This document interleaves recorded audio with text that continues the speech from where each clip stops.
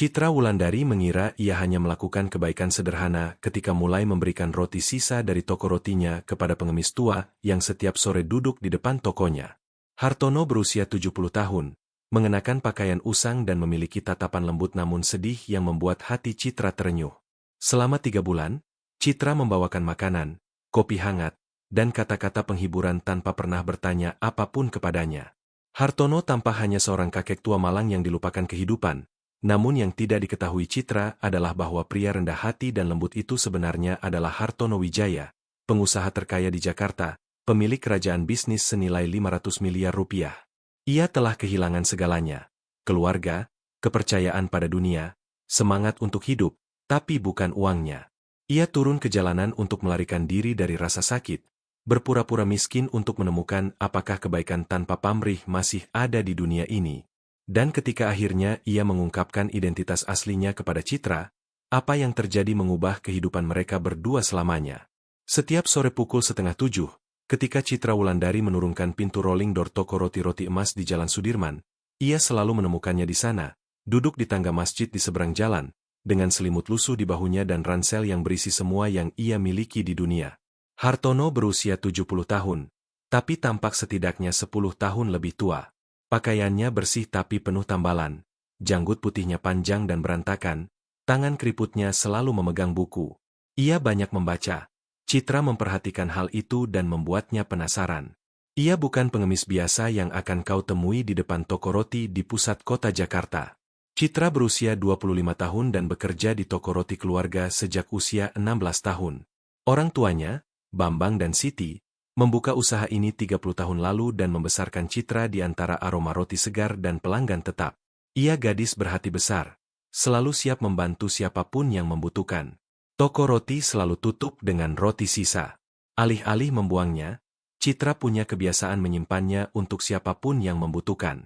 Sore pertama di bulan September itu, ketika ia melihat Hartono yang menatap dengan mata lelah matahari terbenam di atas atap-atap Jakarta, ia mengambil sekantong roti segar dan menyeberang jalan. Hartono mengangkat pandangannya ketika melihat gadis itu mendekat.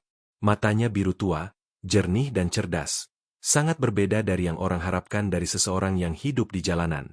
Ada sesuatu yang mulia dalam sikapnya, meskipun berpakaian sederhana. Citra menyodorkan kantong itu dengan senyum malu-malu.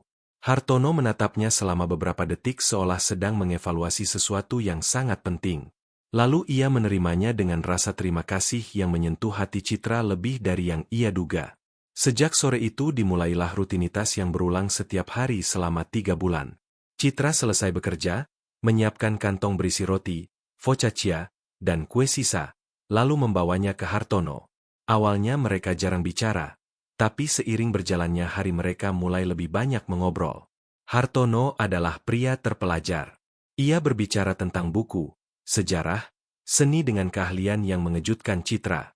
Ia mengenal Jakarta lebih baik dari pemandu wisata manapun. Ia tahu cerita-cerita tentang gedung dan monumen yang bahkan Citra, yang lahir dan besar di kota ini, tidak pernah dengar. Tapi ketika Citra bertanya tentang masa lalunya, Hartono mengalihkan pembicaraan atau menjawab dengan samar. Citra mulai membawakan juga kopi hangat dalam termos, kadang selimut ketika malam semakin dingin, obat-obatan ketika melihatnya batuk. Ia melakukannya bukan karena kewajiban atau untuk menenangkan hati nuraninya.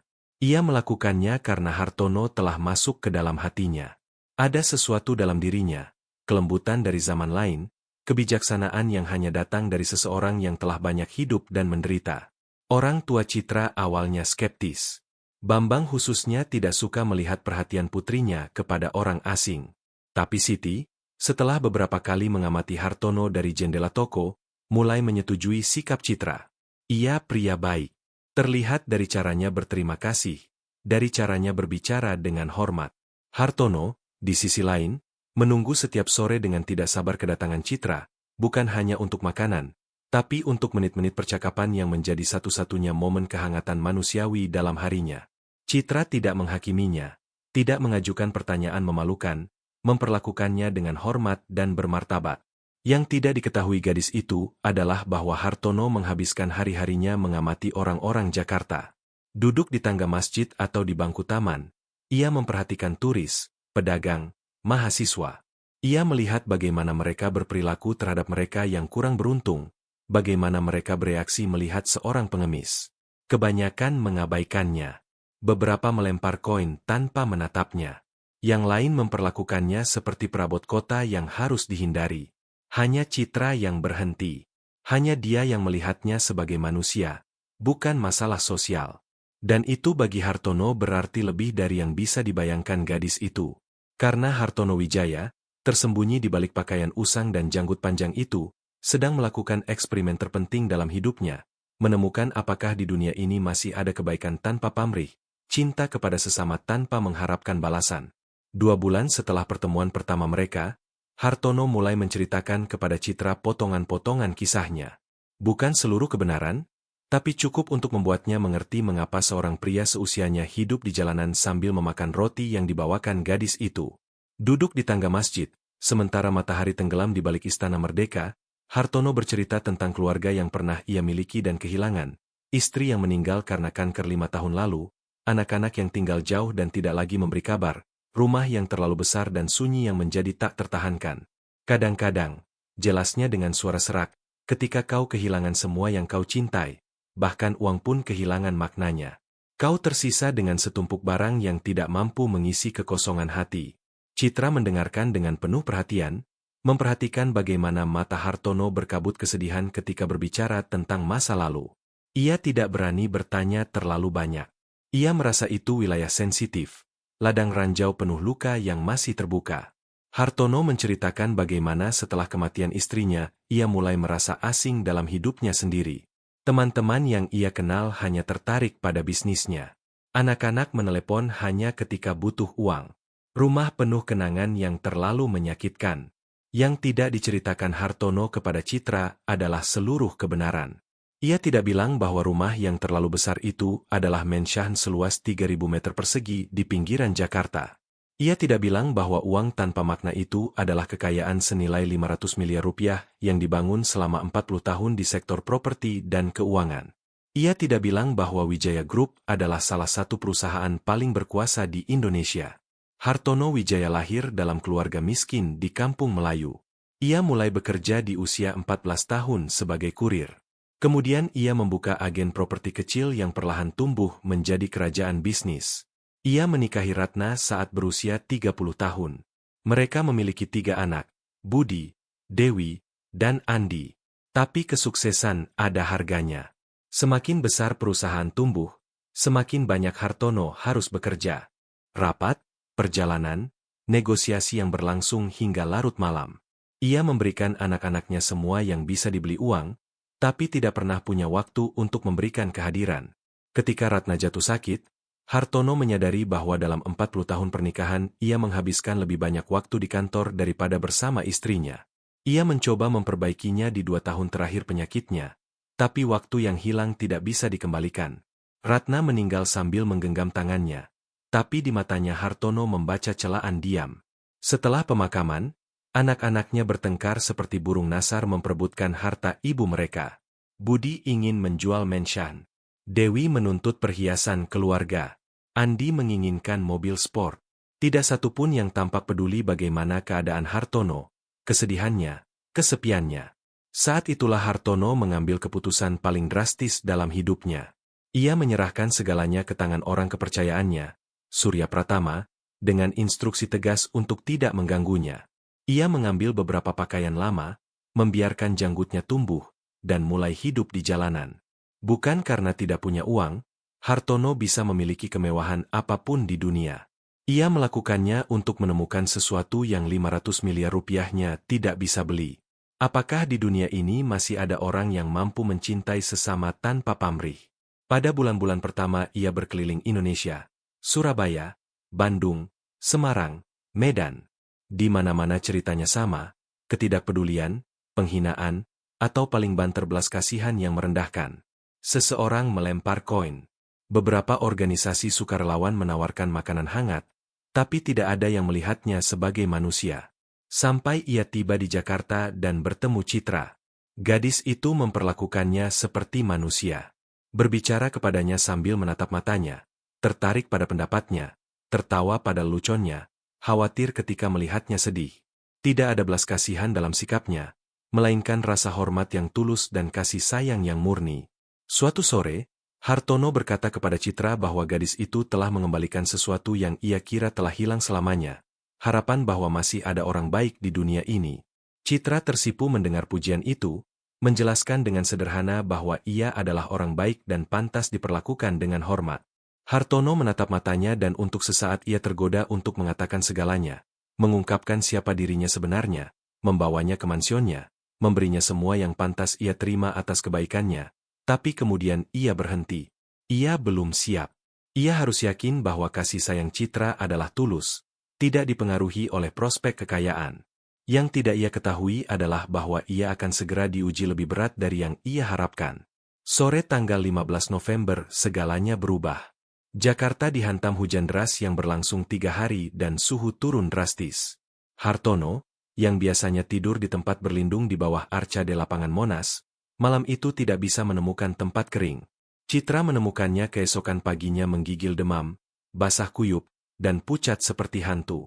Ia pingsan di tangga masjid tanpa kesadaran, dengan suhu tubuh yang berbahaya rendah. Tanpa ragu, gadis itu memanggil ambulans dan menemaninya ke rumah sakit Cipto Mangunkusumo. Selama 3 hari, Hartono berada antara hidup dan mati. Para dokter berbicara tentang pneumonia parah, komplikasi akibat usia dan kekurangan gizi. Citra tidak beranjak dari sisinya, bolos kerja dan mengabaikan teguran orang tuanya yang tidak mengerti mengapa ia mengorbankan diri untuk orang asing. Itu adalah hari-hari yang mengerikan. Hartono mengigau karena demam, memanggil nama-nama yang tidak dikenal Citra, Ratna, Budi, Dewi, dan mengucapkan kata-kata tidak jelas tentang bisnis, kontrak, miliaran rupiah. Para dokter bilang itu normal pada kasus demam tinggi, bahwa pasien sering berhayal tentang kehidupan yang tidak pernah mereka jalani. Ketika Hartono membuka matanya di hari keempat dan melihat Citra tertidur di kursi di samping tempat tidurnya, dengan rambut berantakan dan wajah ditandai kelelahan, sesuatu pecah di hatinya. Gadis itu telah mempertaruhkan pekerjaannya, menghabiskan tabungannya untuk membayar obat-obatannya, tidur di kursi tidak nyaman selama 3 malam berturut-turut, dan ia melakukannya untuk seorang pengemis yang tidak ia ketahui apa-apa tentangnya. Hartono mengamatinya saat tidur, memperhatikan lingkaran hitam di bawah matanya, tangan yang pecah-pecah karena dingin karena telah memberikan sarung tangannya, jaket yang ia gunakan sebagai selimut. Dalam 40 tahun pernikahan dan bisnis, tidak ada yang pernah melakukan untuknya apa yang sedang dilakukan Citra. Ketika Citra terbangun dan melihatnya sadar, ia menangis bahagia. Ia memeluknya tanpa berpikir, bahagia seolah menemukan ayah yang hilang. Pada saat itu, Hartono mengerti bahwa ia harus mengatakan kebenaran. Ia tidak bisa terus berbohong kepada seseorang yang telah membuktikan mencintainya tanpa pamrih. Tapi sebelumnya ia harus melakukan satu ujian terakhir. Keesokan harinya, ketika Hartono keluar dari rumah sakit, ia berkata kepada Citra bahwa ia harus pergi. Ia telah menerima telepon, jelasnya dengan samar, kemungkinan pekerjaan di kota lain. Ia harus pergi mungkin selamanya. Wajah Citra menjadi sedih, tapi ia tidak mencoba menahannya. Ia mengerti bahwa Hartono harus memikirkan masa depannya. Hartono telah menyiapkan jebakan yang kejam. Ia bilang ia punya masalah. Ia tidak punya uang untuk perjalanan. Ia membutuhkan 2 juta rupiah, angka yang mustahil untuk seorang penjaga toko roti, tapi diperlukan untuk awal barunya. Citra tidak ragu sedetik pun.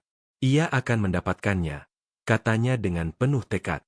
Hartono tahu bahwa 2 juta rupiah itu mewakili semua yang telah ditabung Citra selama berbulan-bulan penuh pengorbanan. Ia tahu bahwa untuk mendapatkannya gadis itu harus menjual sesuatu yang berharga atau meminjam uang yang tidak tahu bagaimana cara mengembalikannya. Ini adalah ujian yang kejam, tapi ia harus yakin. Keesokan harinya, Citra datang dengan sebuah amplop. Di dalamnya ada 2 juta rupiah dalam lembaran uang kecil, jelas dikumpulkan dengan susah payah. Ia telah menjual kalung emas warisan neneknya, satu-satunya barang berharga yang ia miliki. Hartono mengambil uang itu dengan tangan gemetar, bukan karena dingin, tapi karena emosi. Di hadapannya ada seorang gadis yang telah merelakan satu-satunya kenangan berharga dari neneknya untuk membantu seorang pengemis memulai hidup baru, tanpa meminta jaminan, tanpa mengharapkan imbalan apapun. Pada saat itu, Hartono Wijaya, pria terkaya di Jakarta, mulai menangis seperti anak kecil. Ketika ia bertanya mengapa gadis itu melakukannya, Citra menjawab dengan sederhana. Ia adalah orang baik dan orang baik pantas mendapat kesempatan kedua. Hartono menatap matanya dan mengambil keputusan terpenting dalam hidupnya. Sudah waktunya mengatakan kebenaran, seluruh kebenaran. Hartono menggenggam tangan Citra dan menatap langsung ke matanya. Momen yang telah ia tunda selama 3 bulan akhirnya tiba. Ia tidak bisa terus berbohong kepada seseorang yang telah membuktikan memiliki hati emas. Ia mengungkapkan nama aslinya. Hartono Wijaya. Ia bukan seperti yang gadis itu kira. Ia adalah pemilik Wijaya Group. Ia memiliki hotel, pusat perbelanjaan, tanah di seluruh Asia Tenggara. Kekayaannya bernilai 500 miliar rupiah. Citra terdiam selama beberapa detik, lalu tertawa terbahak-bahak, mengira ia sedang bercanda atau masih lemah karena demam. Tapi Hartono tidak tertawa. Ia mengeluarkan dari ranselnya telepon canggih dan menelepon Surya, direktur perusahaannya, dengan mengaktifkan loudspeaker. Pria di ujung sana berbicara dengan hormat tapi khawatir. Ia tidak memberi kabar selama 3 bulan. Perusahaan membutuhkan keputusannya. Hartono menenangkannya dan memintanya datang keesokan harinya dengan semua dokumen perusahaan. Citra menjadi pucat seperti mayat. Ia tidak percaya bahwa Hartono, pengemis yang ia bantu selama 3 bulan, adalah pria terkaya di Jakarta. Hartono mulai menceritakan segalanya. Kematian Ratna, anak-anak yang meninggalkannya, keputusan berpura-pura miskin untuk menguji kemanusiaan, kegagalan harapannya di semua kota di Indonesia sampai ia tiba di Jakarta dan bertemu dengannya. Dalam 3 bulan, jelasnya, Citra telah melakukan untuknya apa yang tidak pernah dilakukan siapapun dalam 70 tahun hidupnya. Ia memperlakukannya seperti manusia. Ia memberinya makanan, kehangatan, teman, tanpa pernah meminta imbalan. Ujian 2 juta rupiah adalah verifikasi terakhir. Ia harus yakin bahwa kasih sayangnya tulus dan gadis itu telah menjual kalung neneknya untuk membantu apa yang ia kira hanya kakek tua miskin. Hartono berdiri dan mengeluarkan dari ranselnya kotak beludru kecil. Di dalamnya ada kalung Citra yang telah ia beli dari toko perhiasan pagi itu. Harganya jauh lebih mahal dari 2 juta rupiah, tapi bagi gadis itu nilainya tidak bisa diukur dengan uang. Citra mulai menangis, bukan karena bahagia, tapi karena bingung dan terluka. Ia bertanya mengapa Hartono berbohong kepadanya. Mengapa ia mempermainkannya dengan membuatnya percaya bahwa ia miskin. Hartono berlutut di hadapannya. Ia menjelaskan bahwa dalam 70 tahun ia telah menemukan bahwa ketika orang tahu kau kaya, mereka berubah. Mereka memperlakukanmu berbeda, menghormatimu karena uangmu, bukan karena siapa dirimu. Gadis itu adalah satu-satunya orang yang mencintainya karena siapa dirinya, bukan karena apa yang ia miliki. Citra bingung dan terluka. Selama 3 bulan ia percaya mengenalnya, tapi semuanya palsu. Hartono menenangkannya. Gadis itu mengenalnya lebih baik dari siapapun. Ia telah mengenal Hartono yang sesungguhnya, yang tidak pernah dilihat siapapun. Tanpa uang, tanpa kekuasaan, tanpa topeng. Keesokan harinya direktur perusahaannya akan datang untuk menunjukkan siapa dirinya sebenarnya. Tapi sebelum gadis itu melihat semua itu, Hartono ingin mengatakan sesuatu yang penting. Ia ingin mengadopsinya sebagai putrinya. Ia ingin mewariskan semua yang ia miliki kepadanya, bukan karena utang, tapi karena dalam 3 bulan itu gadis itu telah mengembalikan harapannya pada kemanusiaan. Anak-anak kandungnya melupakannya sehari setelah pemakaman ibu mereka. Citra, sebaliknya, telah menjaga pengemis sakit selama 3 hari, siapa yang benar-benar pantas disebut anak. Pada saat itu, kehidupan Citra Wulandari, penjaga toko roti, akan berubah selamanya. Keesokan paginya, tepat pukul 10, 3 Mercedes hitam berhenti di depan toko roti-roti emas. Dari dalamnya turun pria-pria berjas elegan yang memandang sekeliling dengan bingung, jelas tidak terbiasa mengunjungi lingkungan seperti itu. Citra, yang tidak tidur semalaman, mengamati mereka dari jendela toko dengan jantung berdebar kencang. Orang tuanya, Bambang dan Siti, ketakutan. Putri mereka telah menceritakan kisah luar biasa tentang pengemis miliarder, tapi mereka sulit mempercayainya. Hartono, yang pagi itu telah memotong janggut dan rambutnya dan mengenakan pakaian bersih, memasuki toko roti ditemani 3 pria yaitu Surya Pratama Direktur Utama Wijaya Group, pengacara Gunawan, dan akuntan perusahaan.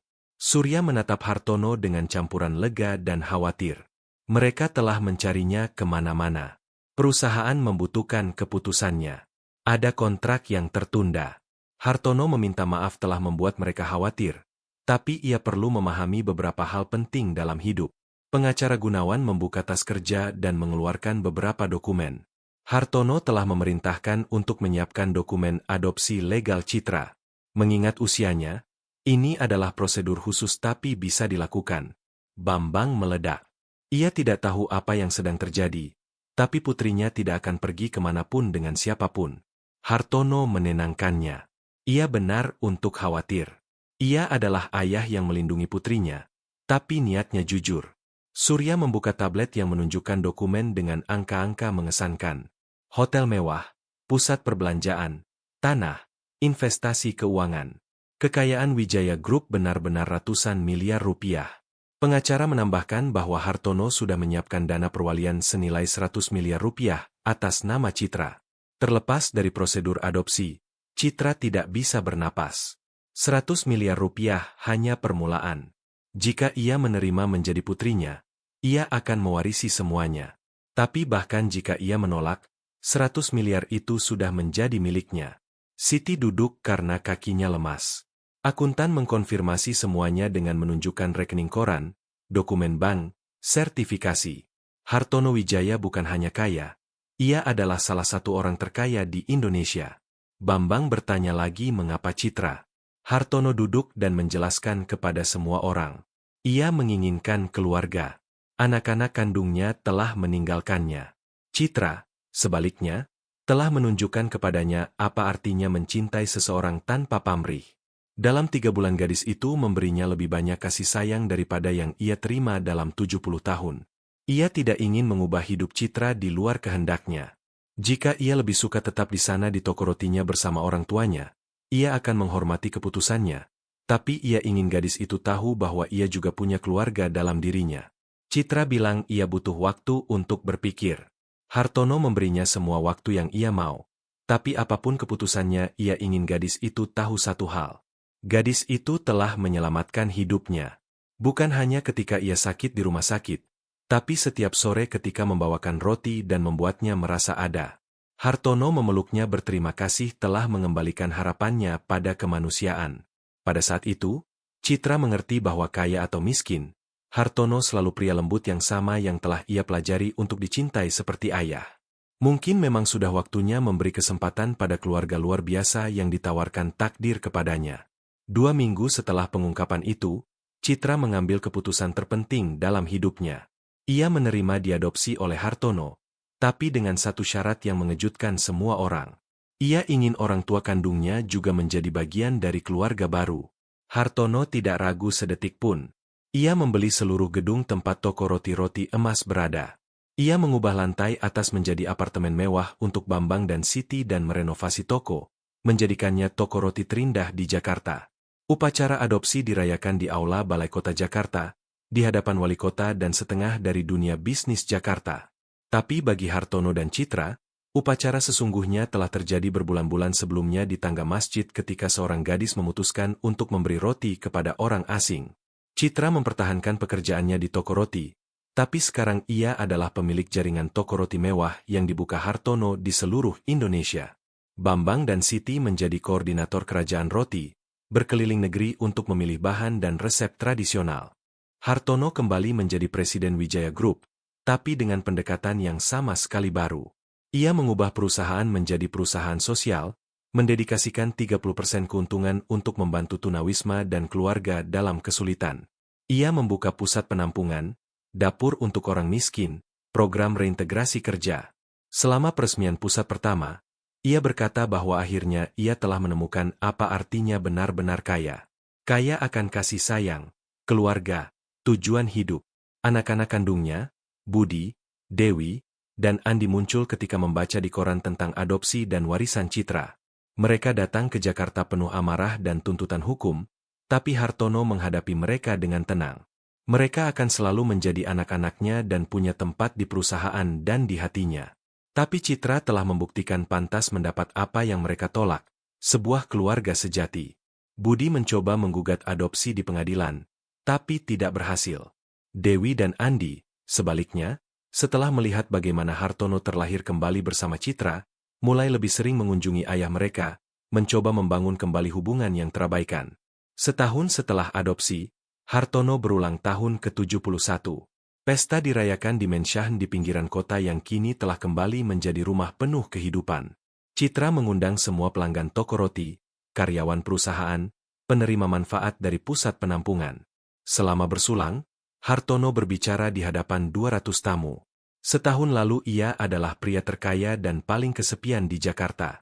Sekarang ia masih pria terkaya, tapi tidak lagi sendirian. Ia telah menemukan bahwa kekayaan sejati tidak diukur di rekening bank, tapi pada orang-orang yang mencintaimu karena siapa dirimu. Ia menatap Citra, duduk di sampingnya dengan gaun elegan tapi senyum sederhana yang sama seperti biasa. Putrinya telah mengajarinya bahwa kemurahan hati tidak perlu dibalas untuk menjadi berharga. Gadis itu memberinya makan ketika mengira ia lapar, merawatnya ketika sakit, mencintainya ketika mengira ia hanya kakek tua miskin. Citra berdiri dan memeluk Hartono di depan semua orang. Ia telah mengajarinya bahwa keluarga bukan soal darah, tapi pilihan. Ia telah memilihnya sebagai putri dan gadis itu memilihnya sebagai ayah. Itulah keluarga terindah di dunia. Malam itu, ketika semua tamu telah pergi, Hartono dan Citra duduk di taman memandang lampu-lampu Jakarta yang berkilauan di lembah. Bambang dan Siti sudah tidur, puas melihat putri mereka begitu bahagia. Citra berpikir bahwa hari itu, ketika ia melihat Hartono di tangga masjid, bukan kebetulan. Itu adalah takdir yang mempertemukan mereka. Hartono setuju, dua orang kesepian yang saling membutuhkan. Gadis itu membutuhkan ayah yang memberinya keamanan dan kesempatan. Ia membutuhkan putri yang mengajarinya mencintai lagi. Keesokan paginya, seperti setiap hari selama setahun terakhir, mereka pergi bersama membuka toko roti. Hartono mengenakan celemek dan membantu Citra menyiapkan roti segar. Para pelanggan sudah terbiasa melihat miliarder yang menguleni tepung dan melayani di konter dengan senyum yang sama seperti putrinya. Hartono telah mengerti bahwa kebangsawanan sejati bukan dalam memiliki pelayan, tapi dalam melayani mereka yang kau cintai. Dan Citra telah menemukan bahwa seseorang bisa kaya tanpa pernah kehilangan kerendahan hati dan kemurahan hati yang membuat hidup indah. Setiap sore, ketika mereka menutup toko roti, mereka selalu melewati tangga masjid tempat semuanya bermula. Dan setiap kali Hartono berterima kasih kepada takdir karena telah menempatkan di jalannya seorang malaikat yang menyamar sebagai penjaga toko roti. Karena kadang cukup sepotong roti yang ditawarkan dengan cinta untuk mengubah dua kehidupan selamanya. Dan kadang keluarga terindah lahir dari cinta yang dipilih, bukan yang dipaksakan oleh darah. Kadang mereka yang tampak memiliki paling sedikit justru punya hati paling kaya. Kadang satu gerakan sederhana menyimpan keajaiban terbesar. Dan kadang keluarga terindah lahir dari cinta yang dipilih, bukan yang dipaksakan. Karena kekayaan sejati tidak dihitung di bank, tapi di hati-hati yang kita sentuh.